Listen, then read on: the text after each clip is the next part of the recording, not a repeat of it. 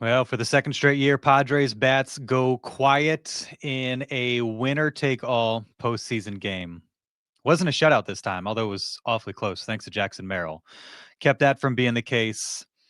Nonetheless, bats did not show up when they needed to in game one or game three. Thank goodness for that Manny homer in game two. But the Padres dropped game three of their wild card series in Chicago 3-1. And that's a wrap on the 2025 Padres season. Excited to have former Padre, proud East County guy, the pride of East County, Valhalla grad, Greg Garcia, back with us to share his perspective on the loss, the series, what he saw. He, of course, played with Manny and Tatis and Jake, played for Mike Schultz. So he'll be able to offer some unique insight from the rest of us who just watch these games.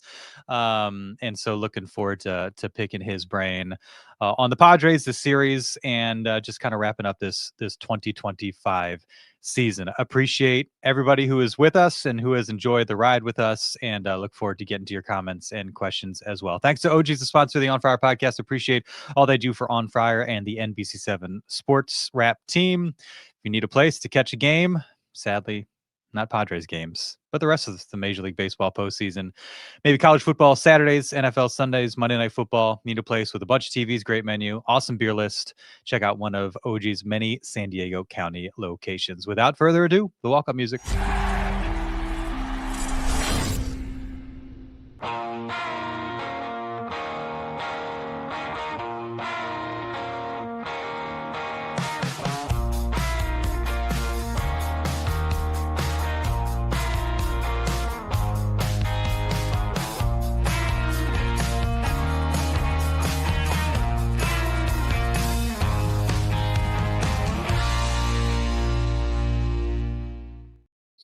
The On Fire podcast brought to you by NBC7. I am Darnay Tripp, excited to have our guy back on the show, Greg Garcia, Valhalla grad, former Padre, and I like a Padre diehard too. Like you, I feel like you went straight from your playing days. I'm sure you were a diehard fan growing up.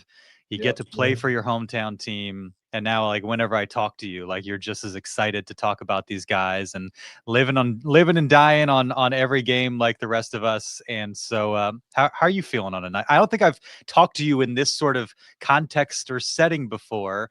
So, how are you feeling on a night like this? Yeah, when we set up this call, when we set up to do this tonight, I was hoping we were going to be talking about a Padre victory, obviously, and advancing into playoffs. But yeah, it's always it just feels weird watching the game. And I can remember as a player, and I know a lot of these guys are experiencing this now, is just the abrupt end to the season. You play such a long season, and then after 3 outs in the ninth inning, your season's done, and then you're done. You're not going to the field the next day. There's no, day off. There's no get on a plane to go to the next city. The abruptness always hit me pretty hard, and not like it just felt weird. It wasn't like you're going to cry your eyes out, but it just felt weird, where it just, okay, this is done. This chapter is closed, and now it's time to get into the offseason. So it's such a long season. Those guys fought super hard. And, yeah, obviously would have loved to have a better conversation tonight about a Padre victory. But, still got to be proud about, where they were able to get to and their efforts. Yeah, because you were with the 2020 group, right?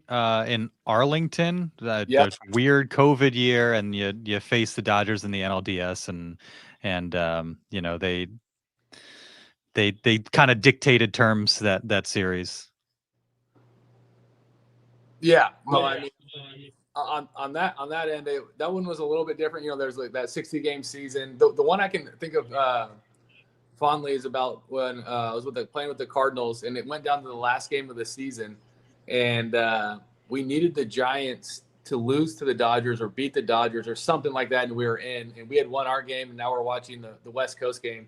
And I remember we were all in the clubhouse watching the game, and then the team that we needed to lose ended up winning, and we all just kind of looked at each other like, man, this season's over. It's time to go home. So you pack up and you head home. It's just kind of a surreal feeling for sure.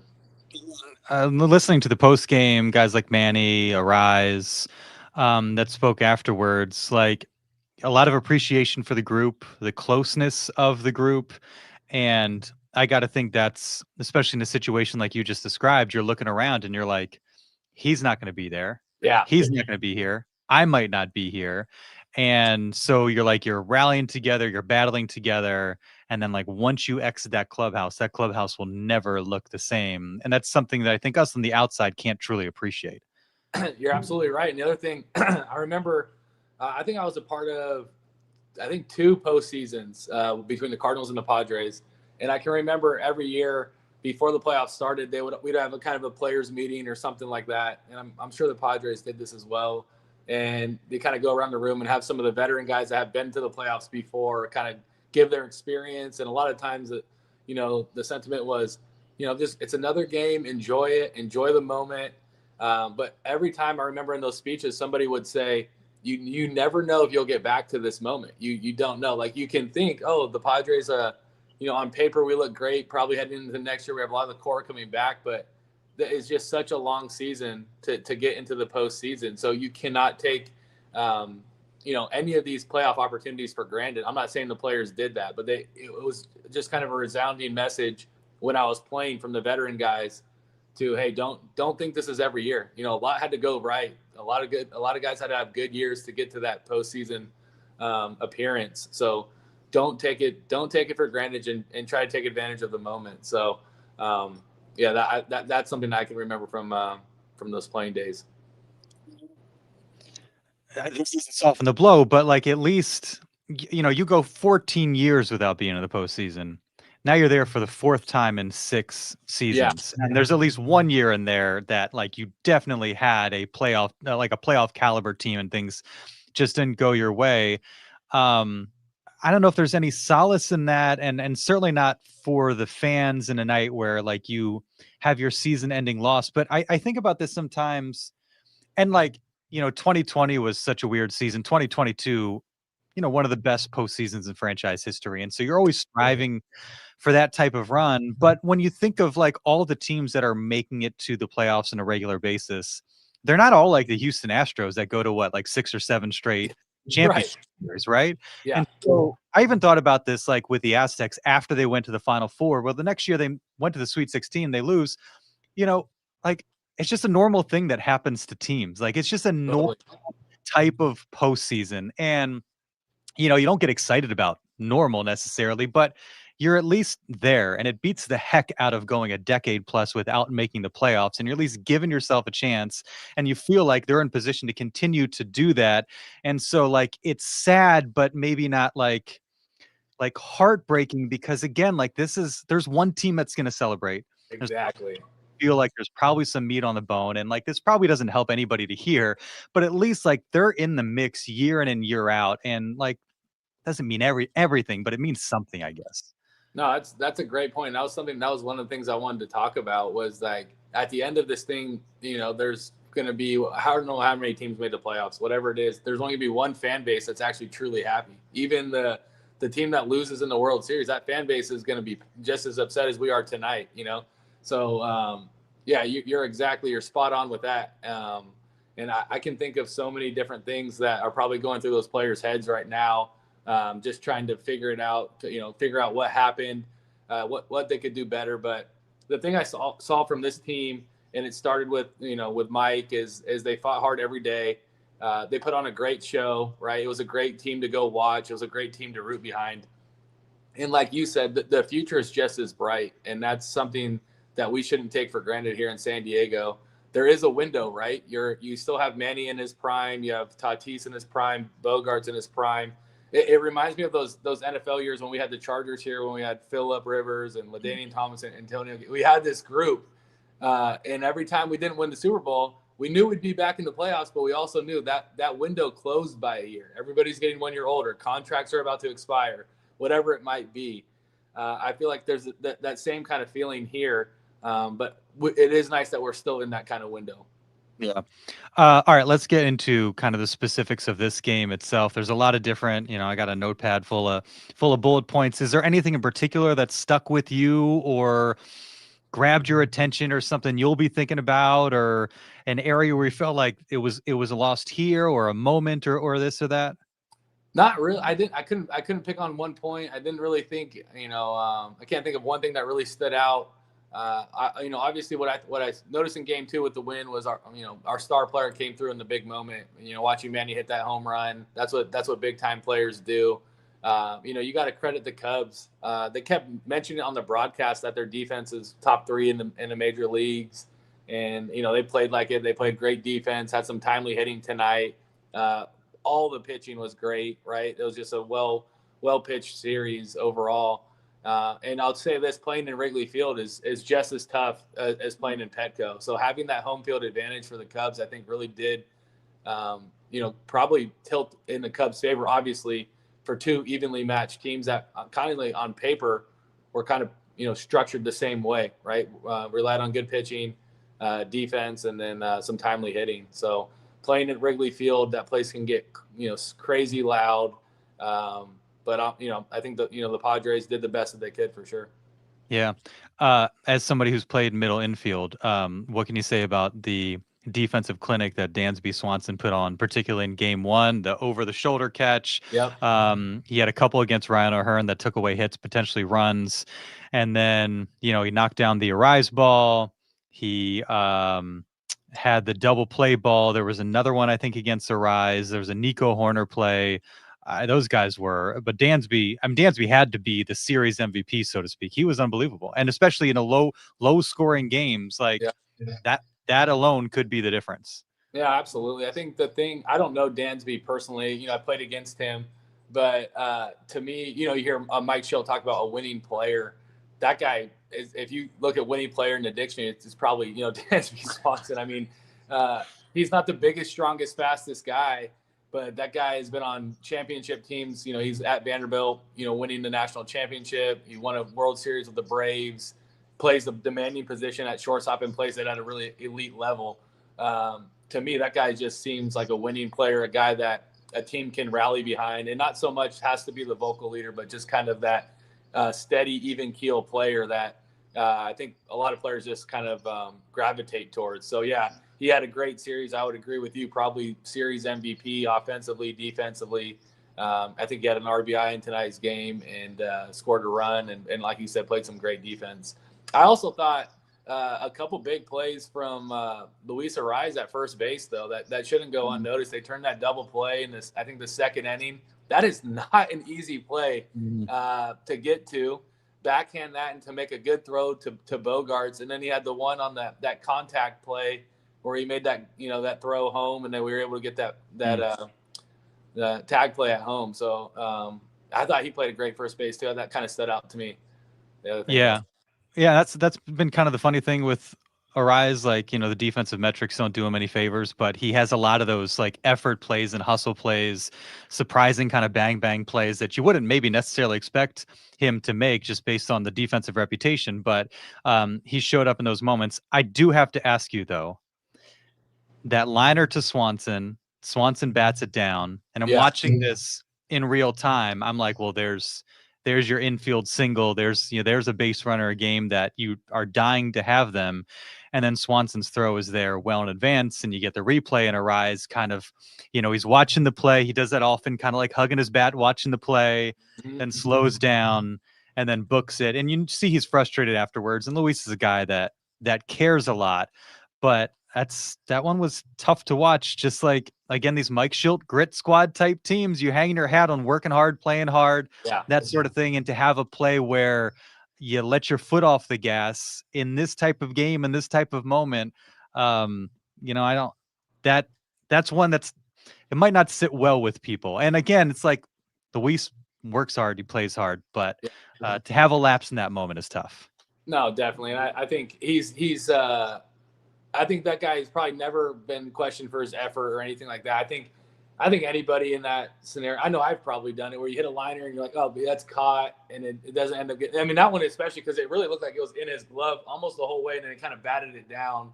But yeah, obviously, if he could, in hindsight, if he could do it again, he probably would just put his head down and try to get to first. But I would say that one, I could see myself doing that same thing, just thinking, oh, Dansby's going to catch that. He's got a good. It looks like it's going in his glove, and it popped out at the last minute.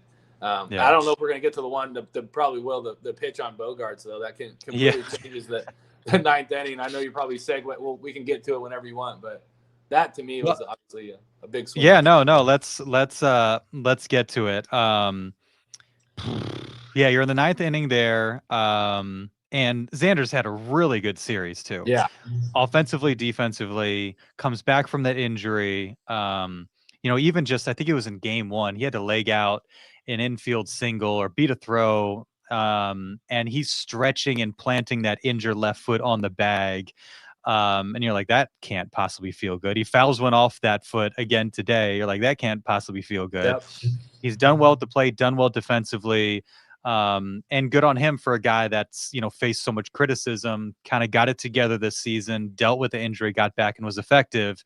And then he's given you a professional at bat. He's been in these types of spots before and gets rung up on a pitch that is low and away. And this time next year, you do this, it gets reversed and they potentially have bases loaded. I always struggle to say, okay, everything would play out the same way. Do they plunk O'Hearn and Johnson? I don't know. Is there a pitching change? But, if things play out the way they did, you're looking at bases loaded, no outs. Right. And a really dicey situation for Chicago. I can't imagine a much more frustrating scenario for a professional ball player than something like that. 100%. And I think what was super, obviously you watch it on TV, it's down, you can see it, but the umpires do a great job for the most part. We're going to have the system next year, I believe, right, where they're going to be able to challenge it. Is that what So it's not easy to call balls and strikes. No one's ever saying that. In that moment, that's a swing pitch. And I listened to Schilt's interview after the game, and the thing that really resonated with me was like, he was saying, Bogaerts isn't a guy that would ever show emotion. He's not griping about that borderline pitch, but that one was clearly off, clearly down, and in that moment, season on the line, right? That's just unfortunate, and like you said, you never know how the inning plays out, but that to me was obviously a huge momentum shifter right there, and credit the guys for continuing to battle and scratch across a run and brought the tying run to the plate, I believe. So you had a chance there. What's the conversation like amongst the guys when he comes back to the dugout after the game? Is that something that you guys are talking about? Obviously amongst the fans, and it's a big story coming back from the game. But how do you guys handle a moment like that after the fact? Say that again. Sorry, Darnay, I didn't catch that. Yeah, for the guys in the dugout in the clubhouse. I mean, how do you, especially, it's not like it was in the sixth inning; it was right there at the end of the game. Yeah. How is that? How does a moment like that go over? How is it addressed in the clubhouse after the fact? No, it's tough. It stings. I can't. To be in that clubhouse, it's going to be a lot of silence. A lot of guys just kind of patting each other on the back. But I think as a player, I never won a World Series, so I've lost in the postseason. And the thing, I think those players can hold their hats on is that they gave it their all, and I think that's a sign of a good team. There's nothing they could have done more. It wasn't about lack of effort or anything like that. This is just, and everybody hates it. It's just a game of baseball. And, one day the Padres will be on the other end of this and we will win a World Series. You have to just keep believing in that. Because if not, then don't even show up for to be a fan next season. But it's what keeps us coming back. But yeah, that's a tough moment. Also the chant, the "Go Cubs Go," that chant still haunts me, man. For playing all those years with the Cardinals, they do and Wrigley is such an old stadium, you can hear it in the clubhouse, so you can't even get away from it. You're just like, get me out of this stadium. But yeah, that's a tough moment for sure. Yeah, Xander said after the game, quote, "It's a ball, messed up the whole game. It was bad, and thank God for ABS next year because it's just terrible." Yeah, I mean that's absolute. That probably interviewed him, an hour, 40 minutes after the fact, and he's running hot, and as he should be, because like you said, he battled. All those emotions are coming up right now. He got healthy. He's performed. He's been a leader for our team, and absolutely, yeah, it was an absolutely swing moment in the game. And it happened to be in the ninth inning, and it potentially could have, cost the Padres for, at least playing for extra innings or, extending that game a little bit longer. I would imagine. I remember one with Jake Cronenworth. It was like final out of a game, pitch way outside. It was a year or two ago, and it was dumbfounding. And you could tell Jake was just like, in so many words, like, you robbed me of this Oh opportunity. yeah, Like, you took the game out of my hands. yeah. And I got to think, is that the prevailing? I don't think you've been in a situation quite like that, ninth inning of a winner take all playoff No, game where you've been robbed like that. I'm sure you have some memories of at bats that totally. you felt like were good at bats and it was taken away from you. Is that kind of the prevailing emotion? Like, I'm not even getting a chance to compete here. Yeah, no, absolutely. There's so much, work that goes into the game preparation. Hitting a baseball is the hardest thing in sports to do. You're going up against guys throwing, 98 now with 90-mile-an-hour sliders, ton of movement. You do everything right, and it gets taken away like that on a pitch that's clearly a ball. That's difficult to swallow, and especially like in Jake's case when it ended the game, that's also really hard because game over. Have nothing to do, and that's how it's going to end. So those are always tough ones to get over for sure as a player. Tough, postseason for Jake, 0 for 11 in the series. And Tatis Arraez Machado, 0 for 11 in game 1, 0 for 11 in game 2. You were talking a little bit earlier and just kind of the guys processing, the loss. What do you think it's like for those guys, especially Tatis and Machado, processing a series now where Machado did have the big swing. Yeah. Tatis played well defensively, did some things in game 2. But to have a game like that where it's like, like as the stars go, these teams go. How do you think they're digesting a game like that? That's coming off a postseason last year that ended in back-to-back shutout losses. And we know the pitching is really, really good this year. The Dodgers last year, like, they tightened up their bullpen at the end of the year. They were lights out. Cubs have one of the best pitching staffs. Their bullpen really, really good towards the end of the season. So it's like you can't discount that part of it, but it's like those guys are those guys because they're good enough to stare down whoever's on the mound and have success. It's just tough when you're in this spot again and there's not that big hit, that big moment to extend your season. Yeah, fortunately for me, I was never the superstar on any team, so I never had the burden of having to carry a team. What about Valhalla or Hawaii? Not even in high school, actually. I don't even think I carried a team in high school, but I think for those guys, I think they don't take that burden lightly. The Tatis, the Machados, the Bogaerts, these guys, they understand that, as they go, the team goes. And I could be wrong on this, but I think Manny did have a quote not too long ago. The team was scuffling, and I think a reporter asked him, what's going on with the team? He goes, I'm not hitting. That's pretty plain and simple. He goes, when I hit, we win. And I think it's pretty amazing because it's ultimately true, and that's just a testament to how good Manny is and how much of a game wrecker he is when he is going good. He can single-handedly beat a team by himself when he's hot, and we saw it basically in game 2, right? Big swing, basically won the game for us there.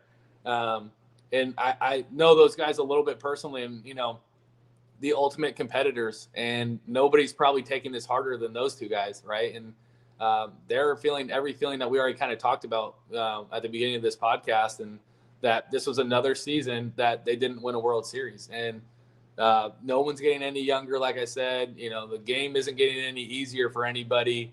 Like I said, a lot of things have to go right to even get to this spot that they're in this year. So a wave of emotions for them. Obviously, they would love to have performed, but this game is such a hard game, and these things can happen, and everybody hates that. Everybody hates me probably saying that, but it's just baseball, and I know everyone hates that saying too, but it is. So I mean, you got to go watch a sport that people I don't even know. I have no idea. It's just, this is what you signed up for when you're watching this thing, man. It can go many different ways, but you got what keeps everyone coming back is you think one day we will be on the other end of this and we're going to be celebrating, and it's all going to be worth it. So you got to wait for that day. Yeah. And look, it's not to be critical of Manny, but it does support what you just said and what he said. As he goes off and the team goes, if you look at 2020, 2022 to the Phillies, last year to the Dodgers, and here against the Cubs, if you look at his line and those season-ending losses, I think it's adds up to 1 for 15. So it's kind of a chicken and the egg, type of thing. Well, naturally, if they lost, like Manny Machado probably didn't have a a big game. And even if he had hit a homer or had a couple multi-hit games or extra base hits and they still lost, like, you're not going to necessarily pat Manny on the back. Right.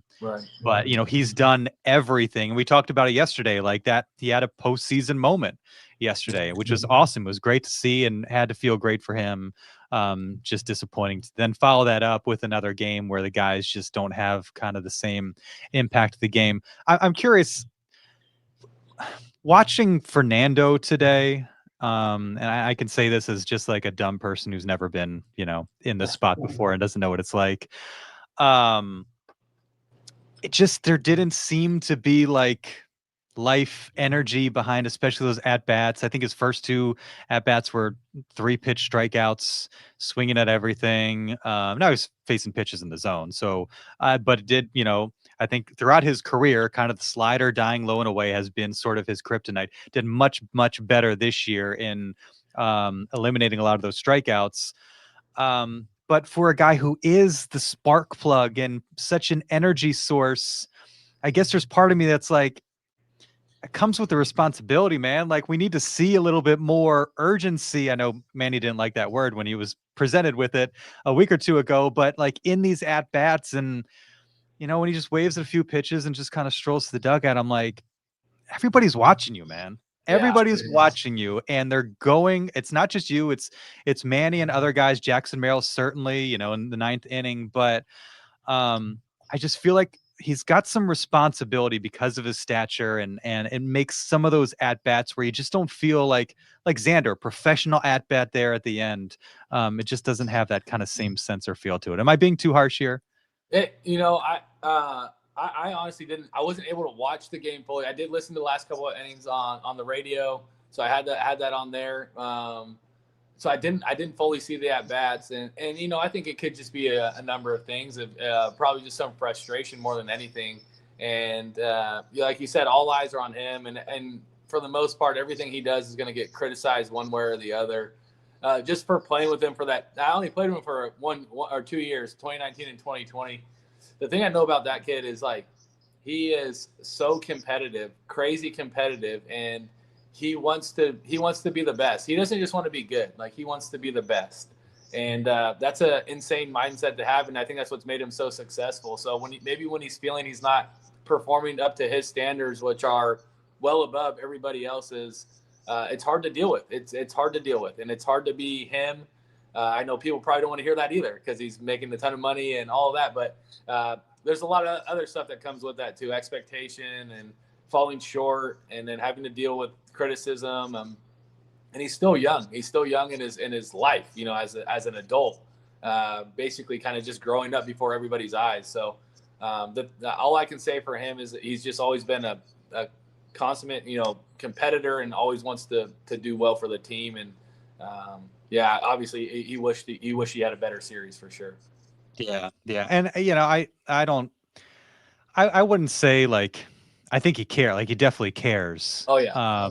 But then it's like, it's figuring out how to harness that, and not getting bummed out, not getting down. Cause that's where I think we've seen it at points in his career where like he's kind of down in the dumps. And I would imagine as a Major League Baseball player in a game where, as you referenced earlier, you fail as often as you did, it's probably hard to avoid that, especially with the everyday grind of it.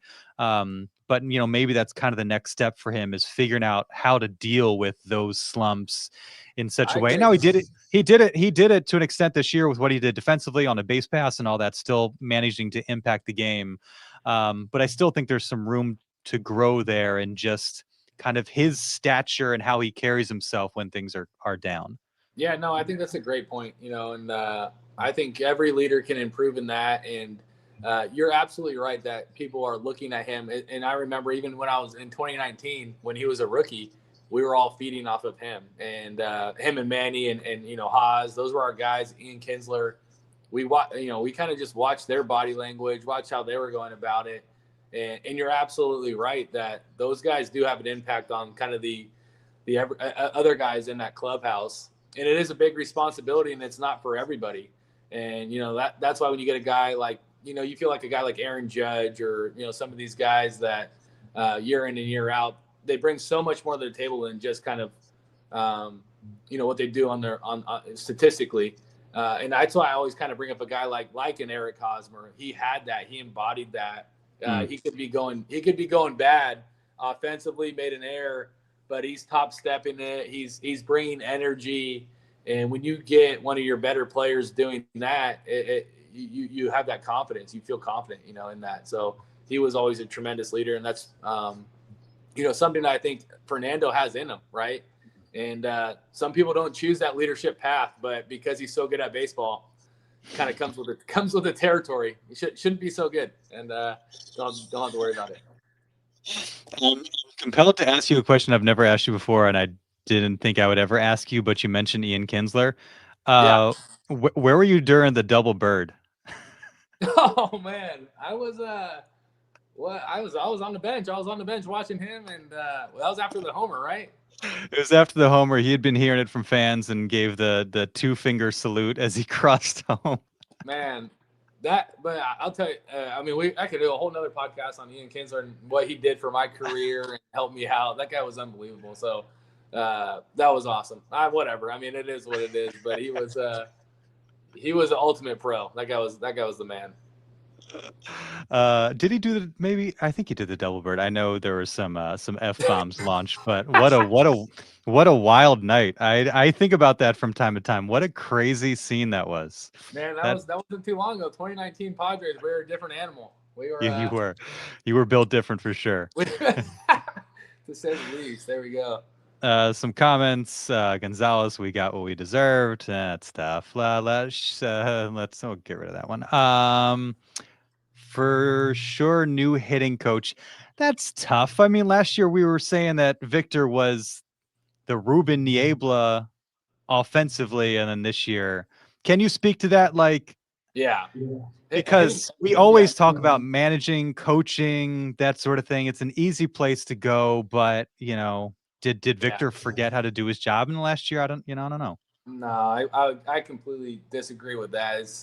It's not the hitting coach. The hitting coach responsibility is to be there for those players. These guys are major league players.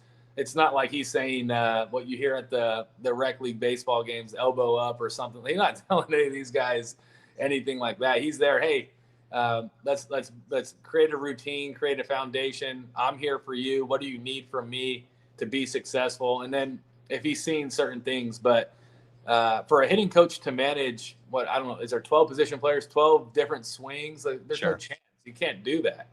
Barry Bonds couldn't do that. He was a hitting coach in Miami, the greatest hitter of all time. Sometimes it's impossible. You can't teach hitting. I mean, I played with a guy, Oscar Tavares, in the Cardinals. He actually he passed away fairly young in a tragic car accident, but one of the best hitters I've ever played with and of all time.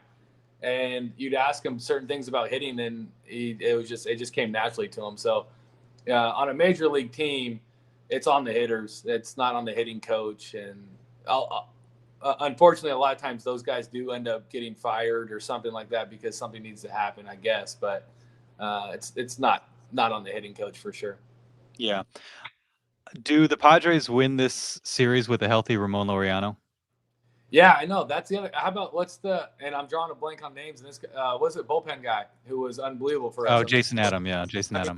Those are two key components, and there's obviously having Ramon and what he was doing for us after the break, that was huge. And yeah, absolutely, it's a different game with him in there, and then having Jason Adams, an all-star in the pen at your disposal. I mean, it's again, this is what we're talking about. There's a lot of luck involved as well, right? I mean, Laureano gets hit in the hand or something, breaks his hand or finger or whatever it was right before the postseason. Just unfortunate timing. And to win a World Series, everything kind of needs to be going in the same direction, and basically the stars have to align, because when you get to the postseason, every team has a chance to win that World Series. Because not only was he one of the, if not the most effective hitters after the trade deadline, he was also a righty in a lineup that was stacking 3 straight lefties towards the bottom. And while Mike Schilt, offered his confidence in those guys yesterday, Cronenworth went 0 for. O'Hearn had a couple hits. Gavin Sheets finally got a hit today. I mean, he scorched a couple baseballs that stayed in the yard. Maybe it was the wind in Chicago. I'm sure you've had some experience with that. But he would have offered some balance. Yeah. Maybe they switch up there's been a lot of talk about Arraez, the number 2 hole. Would they have done anything there if Laureano were healthy? I don't know, but at the very least, he gives you some balance there towards the bottom, as well as a really effective bat, a left fielder. Now, nothing defensively really came up, but I have a tough time thinking that if they had a healthy Ramon Laureano, maybe a more balanced lineup, put a little more pressure on a Cubs bullpen that was really, really good, and a pitching staff, when it's really like 1 or 2 hits being the difference, I feel like Ramon Laureano could tip the scales, and he just seems like that type of guy that would be really good in a series like this. Yeah, he brings that intensity factor too. Again, another measurable that's not on a baseball card, but he brings that intensity, that kind of hard-nosed baseball player that you definitely miss. You lack that, right? And that's something that makes him special, makes him as a good player. But you're spot on with everything you said. Having him in the lineup, changing some things, and it's just one of those things where unfortunate timing on his injury for sure. It's tough with the series like last year with the Dodgers. Padres' best team in baseball last X amount of months, offensively really, really good. So nobody could have imagined 24 straight scoreless innings. That wouldn't have entered into anybody's mind. This year, and I don't know how I should process this, and maybe you can help. Felt like you went into this postseason thinking, okay, offensively they have some struggles. They can go quiet at points. Runners in scoring position can be a problem, and they have not played well on the road, particularly against playoff caliber teams. And so it felt a lot like this result is somewhat predictable. Like it kind of went according to the script of the season, where you just don't play as well at home or on the road. You can go into these slumps offensively.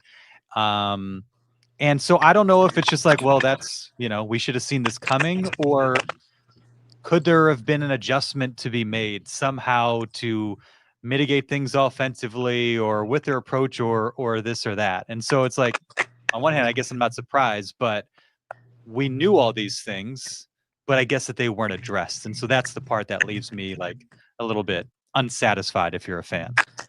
Yeah, I think as a player, as a team, I think, and I'm just speaking from way outside the clubhouse, I have no idea, but maybe you don't even want to breathe life into any of that stuff, where it's on paper, not playing well away from home. Maybe don't hit lefties well. We got all these lefties in our lineup, all that stuff. You almost want to just, you got 2 choices. You either you face it head on and what adjustments can we make? And maybe there was none. So I think the other one was just don't breathe life into this. Let's just go play our brand of baseball. And that's what Mike does so well. Obviously it didn't work out in the series, but he gave his team confidence, and that's all you're looking for in a manager, saying, I don't care if we go play on Mars, we're going to go beat whoever we're playing. And I think that's a mentality you have to have, because, you don't want that to become the story where, we're going to Wrigley, this is probably not going to go our way. But I do see what you're saying, and I don't know what adjustment could have been made. Yeah, I mean, I'm plugging my phone right now. Oh, hang on. Uh-oh, we might have a dying phone here. We're losing. Winners find solutions, Greg. Winners find solutions. Figure out a way. Dude, this is unbelievable. I think this is the second time battery has almost gone out. We're going in the... You've known about this for hours, man. You should have had the phone on the charger. Dude, tell me about it. Good hustle here from Greg. I mean, this is a grit squad kind of guy right here. Man, I'll tell you what. Hey, when kids are watching Bluey on your phone all day, it drains the battery down a little bit. Yeah, I'm learning about that. Nicely done. Okay, perfect. Yeah, look good, sound good. We're all good. Good hustle there.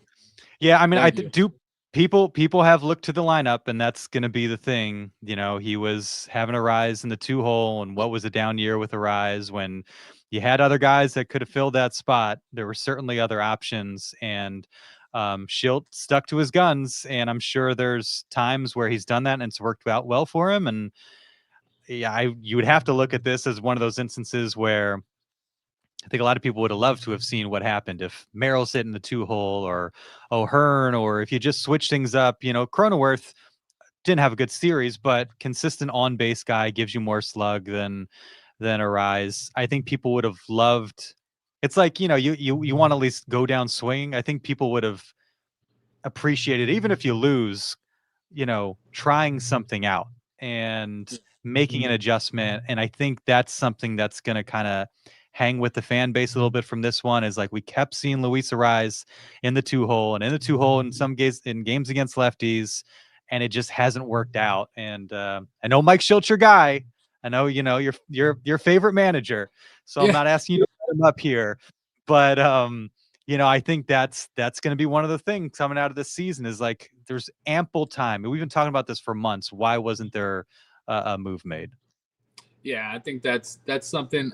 The thing I know about Mike, and you're right, yeah, favorite manager, and got the utmost trust in that guy. And I think as a fan base, we need to also appreciate what we have here in this guy, and hopefully we have him for a long time.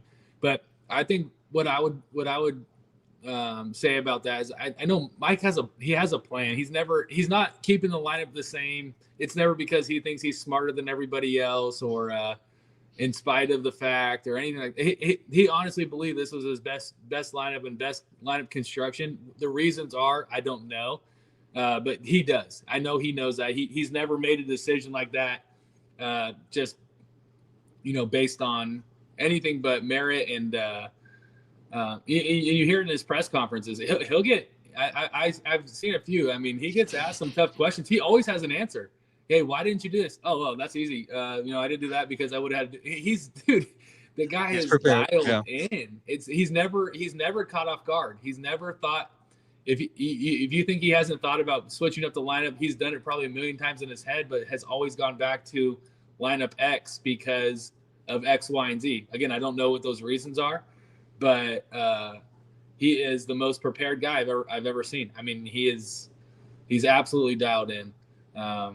But I get the frustration from a fan's perspective, and a lot of times you think, man, could that be the difference? And you just never know. It's like anything else. You never know. I think that's some interesting questions now going forward. O'Hearn and Arraez, both free agents. Can't imagine they bring them both back. So what direction do they go there? Arraez said 100% there's a chance he comes back, and it sounds like he wants to. So that'll be an interesting situation. Laureano, they still got one more year with him, and obviously the core as well. So should have another playoff caliber roster next year, but there's always going to be needs that they'll have to address. Freddie Fermin, I mean, great series defensively and at the plate from Freddie Fermin, and now he's your catcher, going forward. So that's encouraging. Although, there's some belly aching over that trade because they get rid of two arms, and what would they have done in the playoffs? Two young, inexperienced guys, but all kind of part of the math. That's it for the Vetter Cup. We're done with the Vetter Cup. You can't have Eddie Vedder singing "Take Me Out to the Ball Game," popping champagne in the clubhouse after eliminating the Padres. You cannot then, with a straight face, say Vetter Cup. Here we go. That's it. It's done with. I love it. Yeah, it's done. No more. Can't do it. It's over. One and done. I can't imagine the players care or even aware of it, but for whatever reason, it's a thing amongst the fan base. But not anymore. Not anymore. It's done. It's done. Any final thoughts, Greg? No, man. I mean, I'm you said it when we first got on, absolute fan of this team. And, just 2026 will be here before I know it. It will be spring training, and, the excitement will be high. It's a tough night for the Padres, tough night for the fan base, tough night for San Diego, but hang in there, and, better things are ahead. Full-time soccer dad. What's that? Full-time soccer dad now. Yeah, that's right. That's right. Appreciate it as always. Love your insight, especially doing so after a game like this. There's so much to touch on, and nice to get a real ball player's perspective on stuff. From us, we just kind of like think we have an idea of what we're talking about. None of us really have a clue. No, I think the thing I like about coming on here, Darnay, is you always have super good takes, man. No, for real. Like you bring up great topics, and you do have great insight on this stuff. So it's good content, and really enjoy always talking baseball with you. You're super knowledgeable in the game, and you see things in the right light for sure. Let me go ahead and Venmo you $30 for that. Yeah, I appreciate that's that. right. Very, very, very generous of you. Greg, you're the best. Appreciate it as always. We'll have to do this again in person one of these days. And best of luck with the soccer dad life. Hope the young girls are crushing it. And I'm sure you'll be getting a text from me before long to do this again one of these days. For sure, man. Thanks for having me on. Always appreciate it.